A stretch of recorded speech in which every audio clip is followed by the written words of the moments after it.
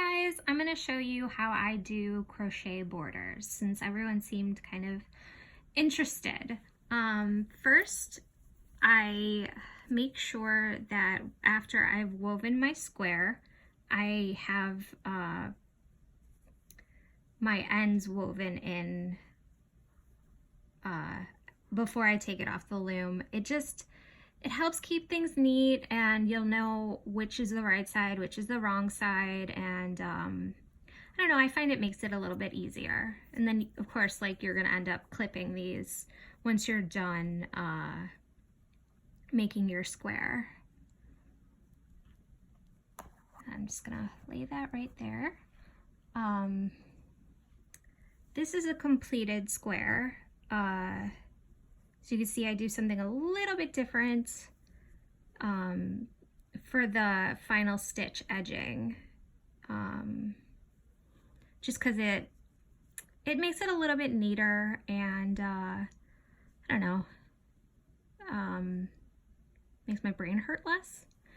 Also, another thing to take note of is that I only use one chain in the corner. It's tidier, and when you end up using an entire, when you try to like connect them, you'll notice that there's not this weird like gaping hole right here that you have to tack down. So so that helps down the road. So let's get started. I just showed you one part of it. I'm gonna take my 4mm crochet hook. I find it works best. I'm trying to like show you guys that it's 4mm, but it's not really showing up on the camera very well. I think it's a G hook. I'm not 100% sure. This was just like one of those random hooks that I found that, like, after I was swatching, worked the best with almost every single yarn size. I just really like how it goes in to the holes and doesn't really distort it after it's done. So, okay, this is how I start. I look for the corner that's a little bit smaller than the others. I'm not 100% sure which corner it is. Let's see. So if you look at these corners, you could see that's kind of like a full set right there. And this one has 3 at the end. That's a full set. And this one's kind of like, I'm super lonely. So I start with that one. And I just pick up 1, 2 loops, fold over my yarn so that I can make sure that it's, I don't know, I try to get it to like 7 stitches long, and I'll show you what I mean by stitches. So I just kind of like loop it onto the crochet hook, as you can see, pull it through, and then I move it forwards. Tighten up just a smidge so that you're like at the width of your crochet hook there. And then what you're gonna do is slip into that first stitch. I know I did that kind of fast. So my yarn tail is moved to the front of the work. The working yarn is in the back. And then if you look real carefully at these bumps, you'll see that there's kind of two holes that really stand out. I mean, you could technically say there's 3 in there, but I see the 2, or I try to just see the 2 at the end. So that's what I use. And I'm gonna make sure that it's kind of 7 holes down. Like, it's a little tight over here.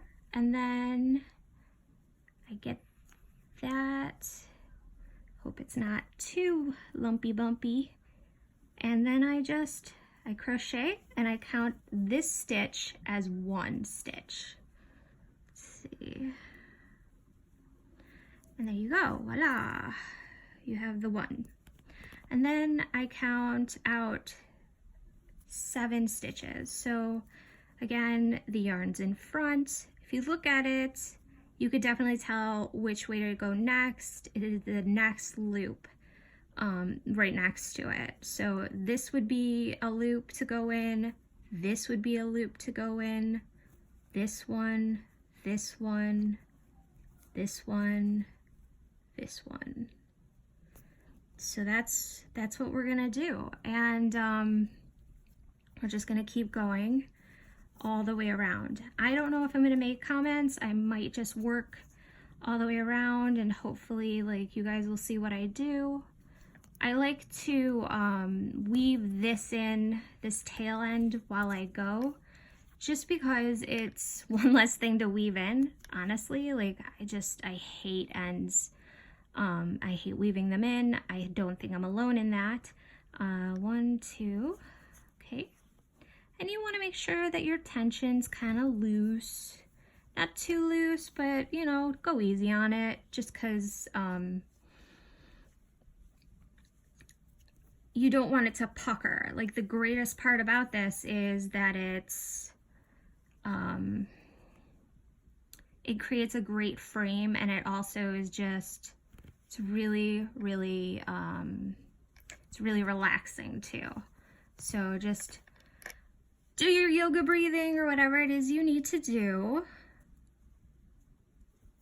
And don't worry if you need to put this, like, you need to smush it and like put it in your hand. It's not going to do anything to the weave. It's going to be totally fine, I promise.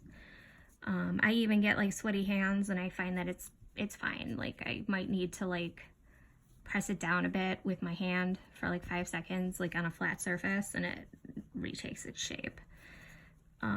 So we're at 1, 2, 3, 4, 5. Okay, we're gonna go 6.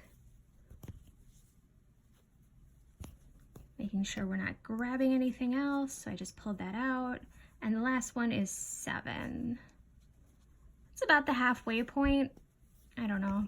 I just started doing 7. Not entirely sure why. So now I'm gonna take this little tail that I've been using. It's the tail yarn, and I'm gonna just tuck it back behind everything. So if you can see that, it's just tucked back, nice and easy. You don't have to think about it. It's not in your way. That's the important thing. And we're just gonna keep going. Sorry about the blurry. This is my first time using a camera. And sorry for the long video. Jeez, I didn't realize this was gonna be quite so long. There we go. That's a good spot. And I mean, I honestly, like, I try to be just as relaxed as possible when I do these. And we're getting to a corner, and I'm gonna turn that corner. And I'll show you what that looks like. If you're gonna weave in your ends before you take your your woven square or weavy off of your pin loom, it gets a little bit confusing where to put your crochet hook when you're doing the border. So here I am. It's time for me to do my corner. Sorry about that, I had to check it.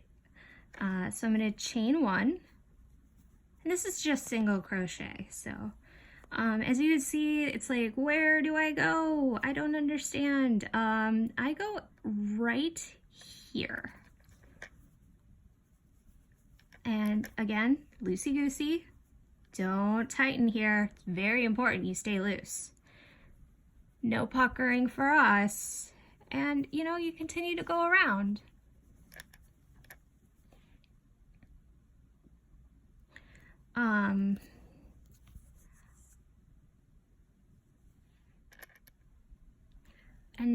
I'm getting to the second corner. So we've finished our first side. You see that lovely little turn right there. And now we're gonna get to that second corner, which is a little bit, I had to kind of creatively decide what to do with it because it's 3 clusters and it's kind of confusing. So what I do is, okay, so we're gonna continue to crochet, single crochet in these bumps or into these loops, single crochet until we get to that end. And then we're gonna go into this last one here. So it's gonna be just 1 loop with all 3 of them.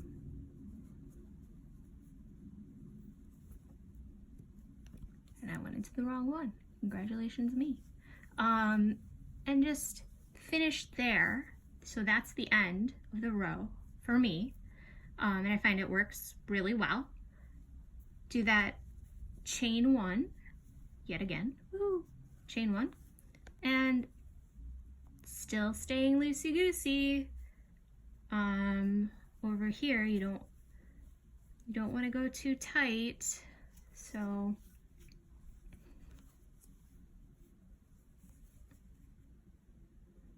we're gonna keep going all 4 sides. If you don't need that much instruction, feel free to stop watching me. I don't mind either way. Sometimes for me, I need to see everything just because like written instructions won't do it for me, or I won't get it just from like a little bit of an example. Another tip that I can give you to keep it kind of loose and even tension, make sure when you're drawing from your ball of yarn that you're not going directly from the yarn ball to the crochet. Like I like to draw out some yarn.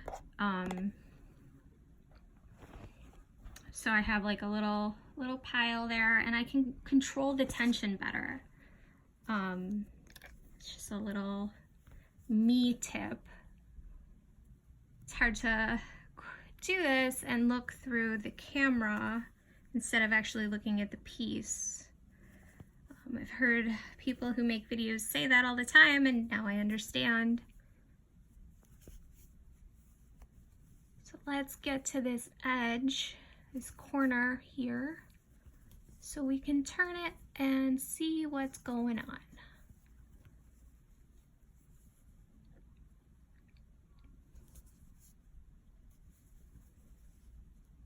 I just love the feel of this yarn. It's Hobby Lobby's. I love this cotton. Weaves up really, really well. It's very, very soft. And I think a few people have done the, like, does this stand up to the hard water challenge, like, abuse? And it does. It stands up pretty well. So if you are looking for a cotton yarn that isn't getting 100% cotton, that isn't gonna make you like want to throttle someone because you have to do all sorts of juggling tricks, I recommend that. The Hobby Lobby, I love this cotton. We're doing another corner. So chain 1. I feel like I should say yay, but I'm not that enthusiastic at this point. I mean, we're almost done. Thank goodness, right guys? Okay, so we're going in after the chain 1. This one is pretty straightforward. It's not that confusing. Let's just get to the point where I can show you what I do for my last stitch.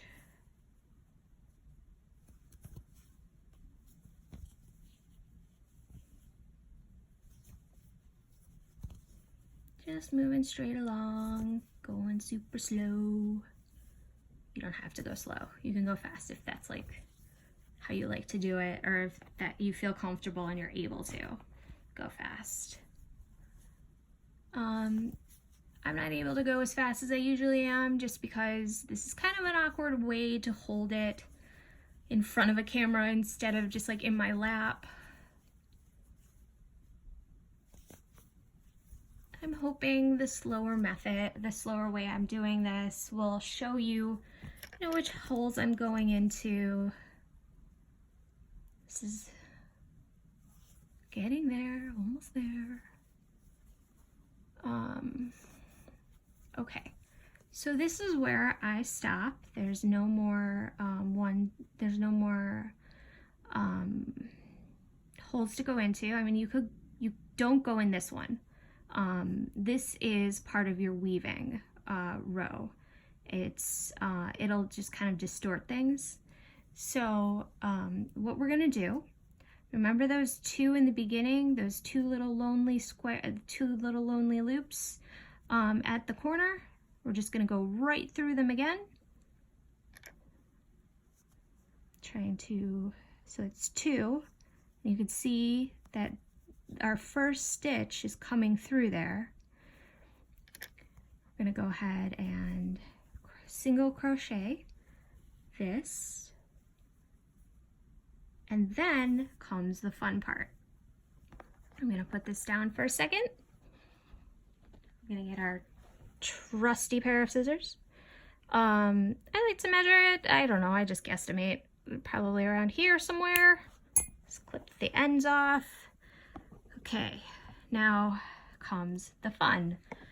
You're gonna keep it on the crochet hook, the last loop you made. You're gonna take the tail end, and I like the curved tapestry needles. I think this is the Chibi brand. I don't know. It's just easier to like kind of get in there. So you're gonna take the tail end, move it forward, hopefully be able to thread it without being embarrassed while you're doing it on a YouTube video. What did I just say? Wasn't talking about myself at all there. Okay. Then you're gonna put it in from front to back, and then bring it forwards.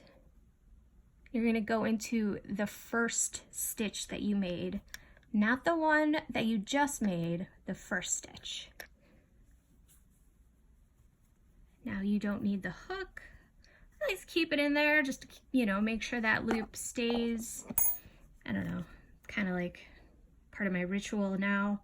Then you want to tighten until that loop goes away, and you are going to thread your needle. Oops. Yeah, you kind of need to see that, don't you? Thread your needle through the hole that you just closed up, and push it through and pull. Ta-da! We have just made a fantastic looking, if I just say so myself, border for this square. So that's it. That's all you need to know. And I hope this helps. Thanks so much, guys. Thanks for watching.